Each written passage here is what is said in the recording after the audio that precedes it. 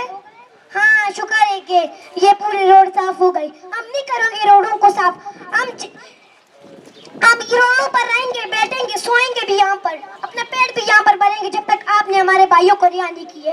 क्या बिगाड़ा है उन मासूम ने? क्या बिगाड़ा है उन माओं की चिराग ने? आपका कुछ पता हो तो हम कोई बात भी बोले, वो जवाब आपके मुंह में होता नहीं है।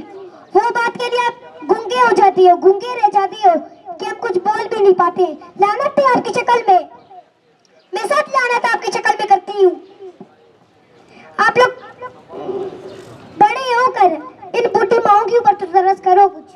अगर हमारे ऊपर नहीं करोगे, अपनी बहनों के ऊपर नहीं करोगे, तो फिर इन बूढ़ी माओं के ऊपर कुछ तरस करो।